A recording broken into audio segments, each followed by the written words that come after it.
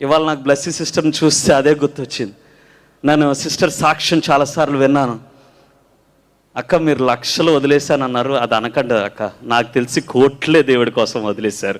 ఎందుకంటే $100,000 is 90 lakh rupees today. So దేవుని కోసం బ్లెస్సీ వెస్లీ గారు కోట్లు వదిలేశారు. హల్లెలూయా. కోట్లు ఎవరైనా వదిలేయగలరా?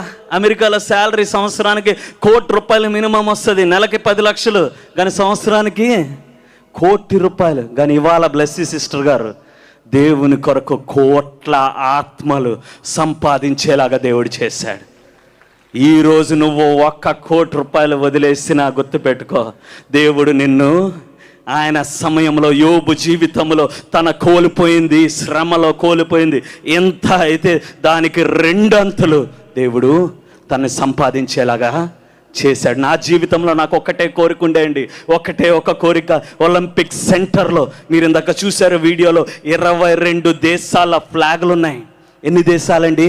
22 దేశాల ఫ్లాగులు ఉన్నాయి. ఆ ఫ్లాగ్స్ ఉన్నప్పుడు నేను ఒకటే కోరుకున్నాను. మా కోచ్ని అడిగాను, ఎందుకండి మన ఇండియా ఫ్లాగ్ లేదు అంటే ఆయన ఒక మాట అన్నాడు. American coach Derek Parra, 2002 Olympic gold medallist. He told me one thing, 125 years, 125 సంవత్సరాలు స్కేటింగ్ ఒక స్పోర్ట్, ఏ మనిషి ఒలింపిక్ ట్రయల్స్కి క్వాలిఫై అవ్వలేదు. నీ ముందు 23 మంది నెదర్లాండ్స్లో, కెనడాలో, యుఎస్లో, జపాన్లో, చైనాలో ట్రై చేశారు, కానీ ఎవరు క్వాలిఫై కాలేదు.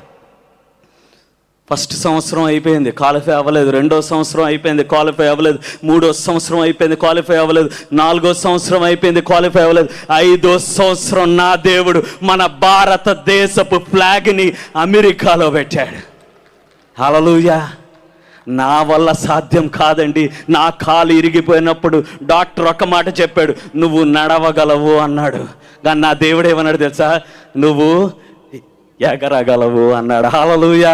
మనకు సాధ్యం కానిది మన దేవుడికి సమస్తము సాధ్యము.